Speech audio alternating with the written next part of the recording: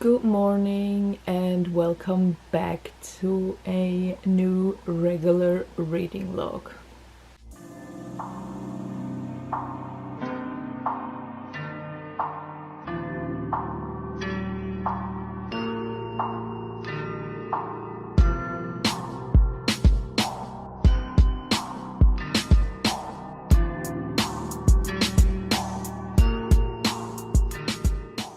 What we do here is go back.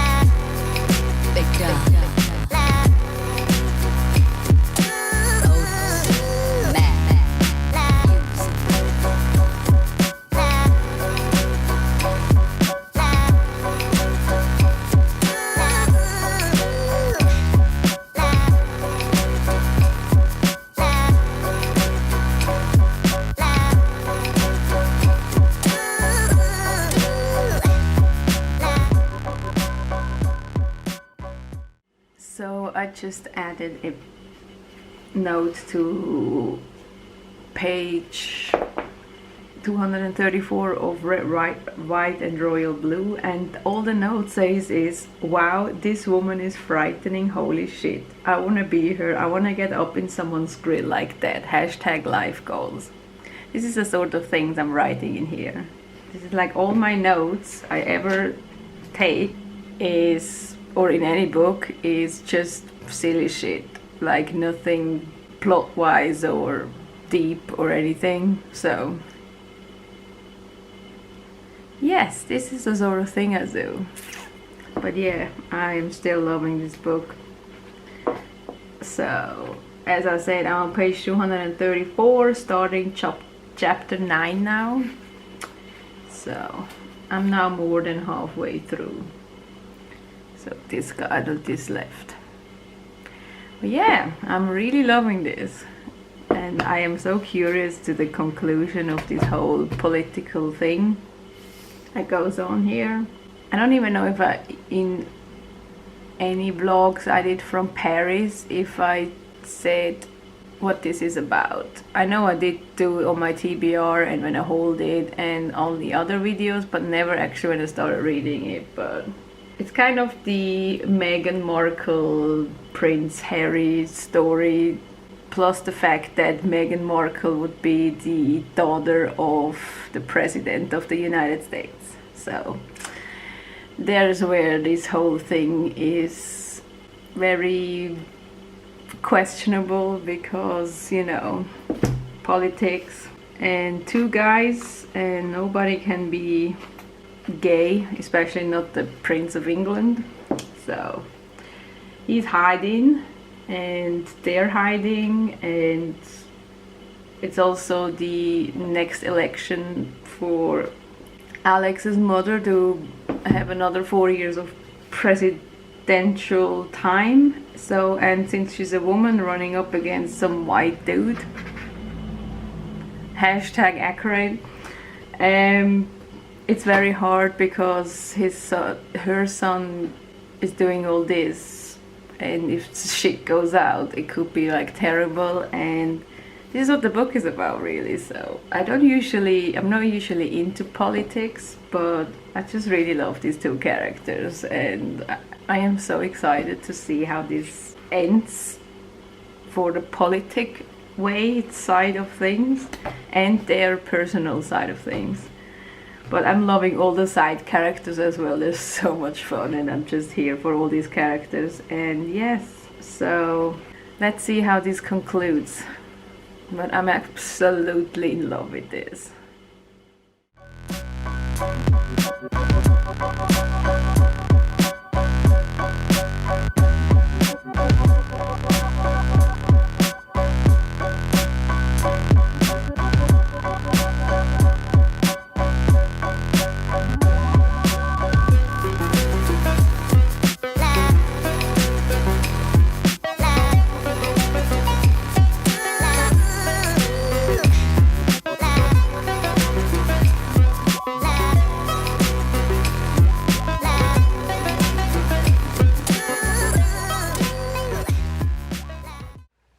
So when I was in Paris, my feet were killing me from all the walking because I took these shoes with me, which I actually really like, but they're fucked.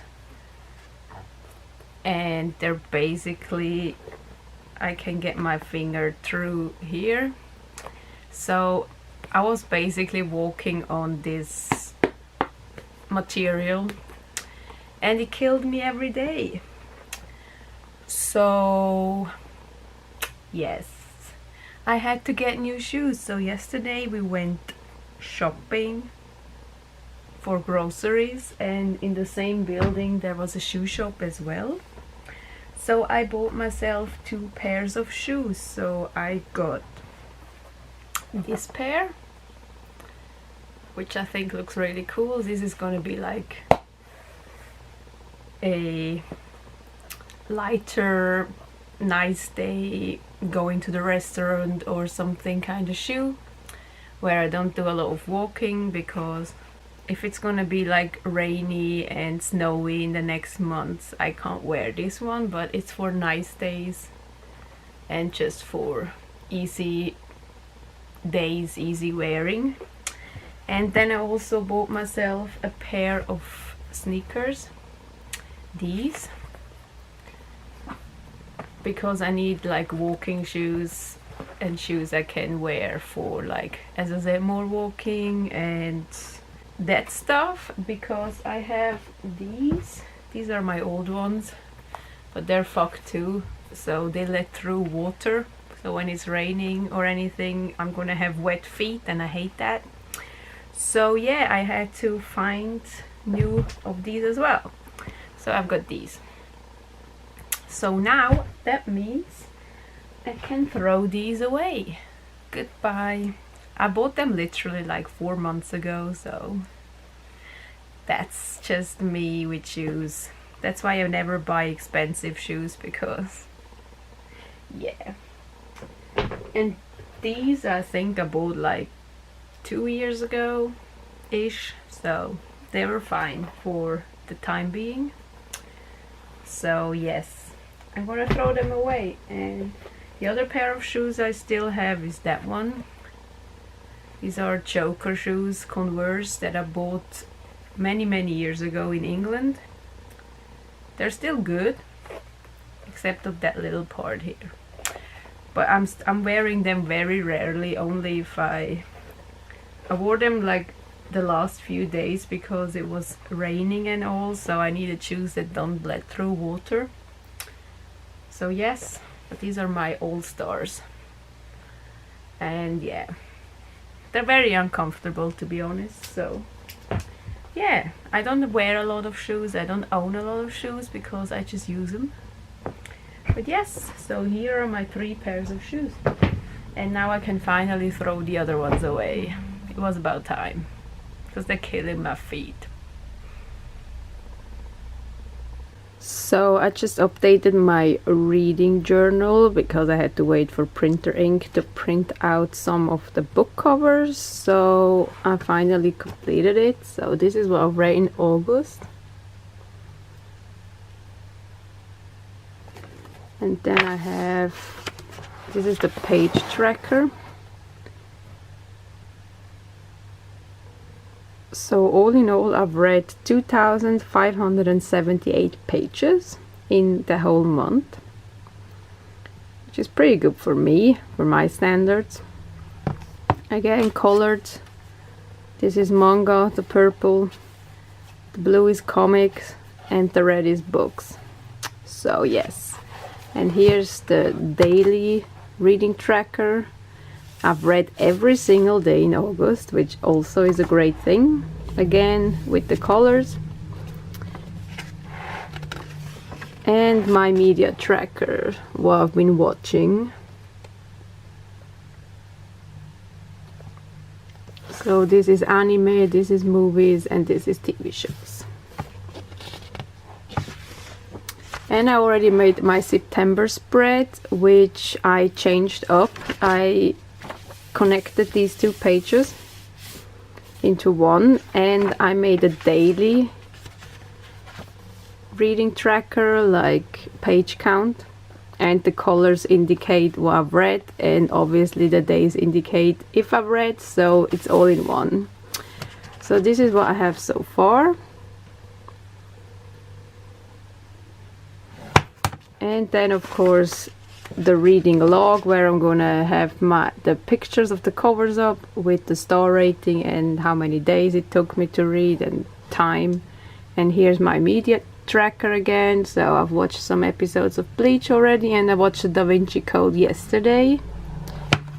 So there's that. So this is my reading journal updated.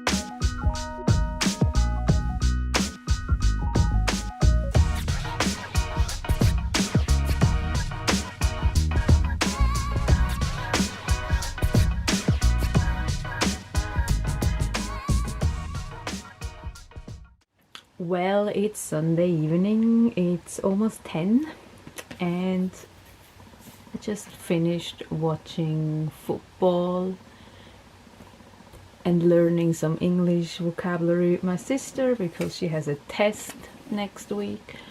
And now I just want to wrap this week's vlog up. Today I had a reading date with Elias again, as we always do on Sundays. I didn't do last week, obviously, because I was in Paris, but yes, we're back to doing this. And I actually finished a Red, White and Royal Blue today, and I absolutely fucking adored this book so much. It was so fucking cute, and I just want to protect my children. I just want to protect these two guys from all the bad things. I mean,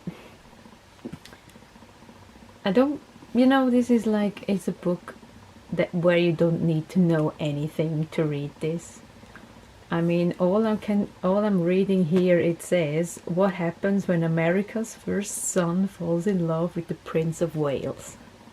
I mean, you can see all the things that can go wrong just with that sentence. And so we have Alex here, who is the son of the President of the United States, who is also a woman. So there's that. So apparently she followed after Obama instead of Trump. So we had Obama as the first black president, and then we had her as the first female president. And she's separated from her husband, who is Mexican, so her son obviously is half Mexican, which adds to the problem because he's Mexican American and the son of the female president of the United States. So you can already see. Then we have Prince Henry of Wales, the grandson of the Queen of England. You can see where their problem lies, because no royal family member can be gay, and he's a closeted gay.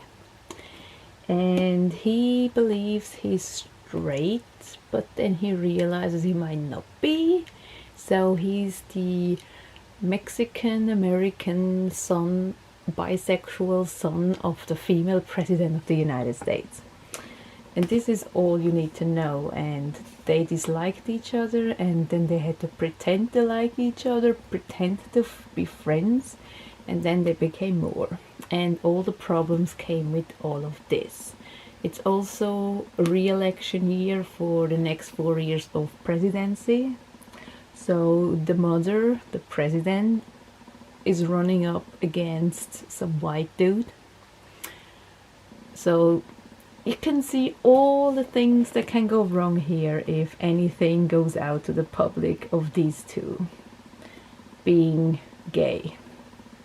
Especially for Henry, because it's the monarchy and the royal family, and yeah.